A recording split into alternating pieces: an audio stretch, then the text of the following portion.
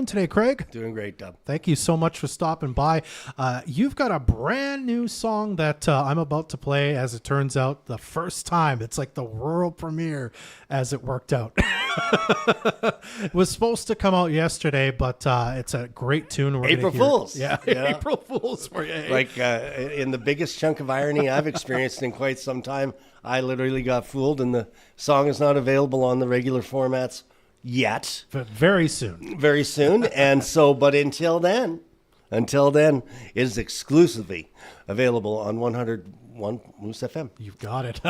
Tell me a bit about it, Craig. I mean, you were saying to me, I asked you if this was maybe plans for an album. You're not quite there yet, but you say you gotta go to Nashville and record kind of 3 at a time. Tell us a bit about that process and making this song specifically. This one was 3 in a trilogy I did dating back to last September. Yeah. At a place called Studio 19, which is in Franklin, Tennessee. A very small, unassuming studio ran by a really cool dude named Larry Rogers. Yeah. Has a great resume. And we just met him through some friends of ours. Didn't really think of it as a musical connection, but they were just friends of his that they knew back from the radio days, because they were in radio advertising in Ontario. So we met Larry and we went to his studio, and we just were amazed at the history of it and the people that have played there. Something about going to these old haunts where, guys like Springsteen and Dolly Parton, and they've literally recorded in these rooms. You can feel them. So it was always a dream of mine to do that. And so last year for my birthday present was we get to go and do these 3 songs. So I send him down a dozen songs, and I asked Larry if he'd mind getting out of retirement and produce this for me, because he really doesn't do that much of that anymore. So he said gladly, it'd be fun. So it was very loose, very relaxed. He assembled an A-list of musicians from Brooks and Dunn and Alabama and all sorts of other things. The background singers from George Strait and Alan Jackson. Wow. Just a who's who of people. But the coolest thing about this recording was we had a bunch of friends that had never been to Nashville before. So I asked Larry if they could come in and watch what happens, because I said, you cannot believe the speed in which this is going to occur. My first experience was back with Dear John when we first went there, and we were making an album then, and it was like, watch what happens. These guys literally listen to me play the song on a guitar, and they have the charts, and they listen to me play it once. They might ask a few questions, then they go into a separate room. I go in a room and I start singing it, and they just lay it down. And so Amazing. You got to be ready. Like, you have to be. Now, I get lots of chance to sing it after it's all said and done. Then we put the vocals down for real. Yeah. But you're singing every track when they're playing it. You do it over and over again. So my friends got to see how this all happens, and it really inspired me too, because I'm always better with an audience. I think I'm always better when you have to perform and your friends, and so there's no nerves and stuff. So these songs, there was 3 songs. One was Springtime in Nashville, which you guys played. Yep. Also another one which was Send Me a Song, which you guys also played. And now this one, which was my favorite, I saved it for last, is one called The Bridges I've Burned. And it's a song about human frailty and human imperfection, and realizing that sometimes, you just end up in a place in the world because of the choices you made, and sometimes you just got to own that. Now, of course, it's a country song, so, it doesn't come off particularly happy. It's got a sad tone to it. This particular character has a drinking problem. He's grumpy. He's ended up alone in his life, but he owns it, because that's who he is. And, sometimes that's all you can do. And sometimes you do end up burning bridges behind you, and there is no going back. And that's what you have to do to make sure you don't. You go forward. So, somewhere in there's a positive note in all these songs if you look hard enough, and I'm really proud of this one in particular, and it inspired me to create some more material much like it. So we'll return in June to Larry and his team, and we'll go and do some more songs. And thanks to people like yourselves, I can always have a place that, even though I can't get the song out on digital platforms this very day. I have a place in my hometown that will always support local music. So thank you for that. Hey, no problem. Then absolutely. Listen, we're gonna play this song in a minute. I just have a few questions for you. These session musicians fascinate me because, of course, they have the chops, as you said. You play the song once, they had a few questions, they lay it down. Did you go in saying, okay, so this is the lead line, this is what I want the bass to sound like, this is sort of, or is it kind of a little more collaborative than that, where they might say, okay, well, what about this instead for kind of the little hook, or do you know what I'm kind of getting at when you're working? Yeah, actually, it's the complete opposite of that. You have no control. Oh, okay. You've got the guitar. I mean, and I guess if I was Kenny Chesney and I was going to be in there for a month, but I'm in there for a day. Yeah. And it all happens in a day. Yeah. I go in there in the morning, and by the time, by 8:00 at night, the steel guitar player and the fiddle guys have left. Background singers aren't even in the room when I'm in there. I'm already in Canada by the time they show up. Yeah.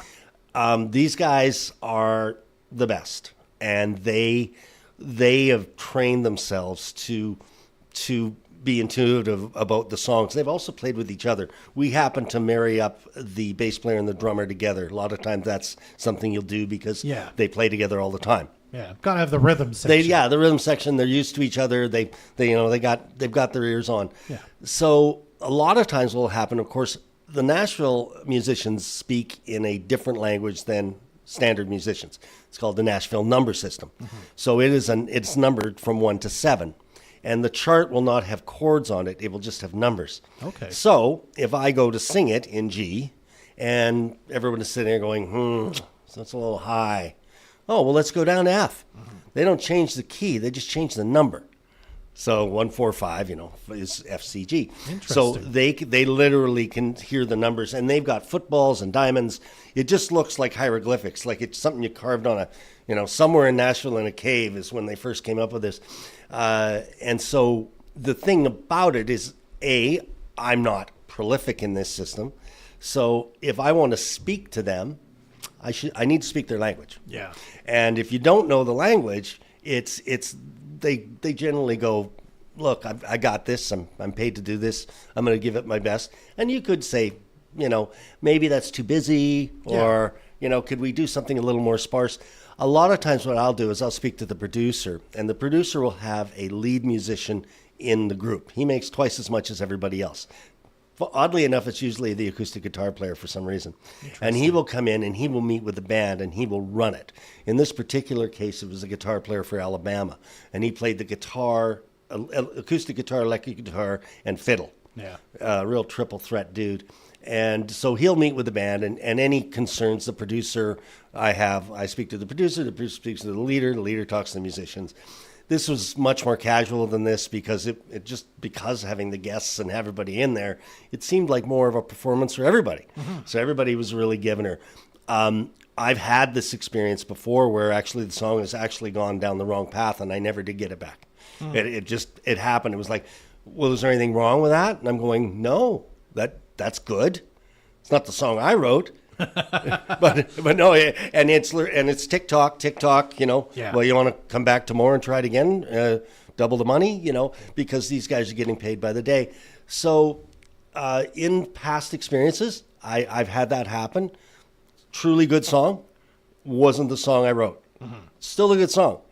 Odd to play afterwards. When you have to play it live, it's like, a lot of times I go back to the old version. These particular songs and these particular musicians and the way that Larry understood what I was after. These are exactly the songs I wrote. They're absolutely the way I would have recorded them in such a way that, I'm not a big fan of my own music. I listen to it, but I've heard it a lot. I listen to this stuff all the time. When I'm driving, I'm going, thank you for bringing this forth to me in a way that I truly wanted the people that enjoy my music and the people that enjoy country music to truly get it. So I couldn't be more thrilled, and I think it's going to give me a lot more confidence going in the next time to go, no, we got this. And it's going to be very intuitive. I plan on using the same people for continuity especially.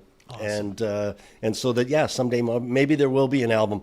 If nothing else, I'll have the longest funeral in the history of man. We're going to lock the doors and say, the bar's open, but you have to listen to every song Craig wrote before you leave. Hopefully it's a 2-3 dayer. So, you know, I do have an end game in mind. I'm not just willy-nilly about this. I have a plan.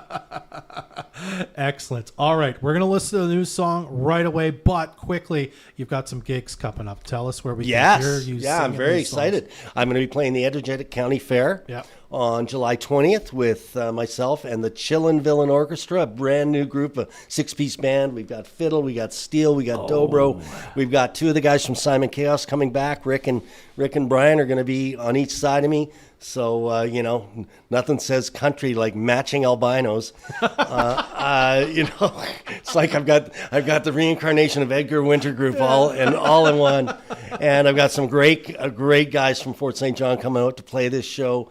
We got Josh Giesberg on the fiddle, and we got Simon Andrews on the steel, Reverend Jimmy Webster on the keyboards, and we got Ryan McKenzie on the drums. So it's going to be an absolute great show there. And then I'm going to be playing at Fred Fest on the Saturday morning. Well, not morning; it's 1 PM. But I think after Fred Fest Friday night, 1 PM is the morning. Is the morning. But I'm opening up the show that day, and Walker Tompkins and Kyle McCurney and many others are going to be there. So that's going to be fantastic. And the other gig I have, I'm so excited about this because it's I called up some promoters in Nashville because I was going down there in June, and I'm just looking for some music rounds to play. Yeah. And this guy got back to me. I'd applied for this one place, this very nice showcase room, but he apparently books other ones. So I'm proud to say that June 5th at 7 o'clock, I will be playing at an axe throwing bar for 4 songs at 7 o'clock. So if you're in Nashville, June 5th, come down. I hope the mesh around the stage is strong enough to withhold whatever I was might be going to ask coming that. up. Do they allow the axe throwing while you're playing? I've never done this particular gig, and but knowing Nashville, anything's possible. So I'm going to have my wife videotape that one. You'll be able to see the carnage of that. Hopefully they don't start throwing things. So. All right. Well, Craig, I could talk to you forever. Thank you so much for coming by. We're going to hear your song now, The Bridges I've Burned. Sit back and enjoy this. It's a good one. Thanks for stopping by, Craig. Thanks a lot.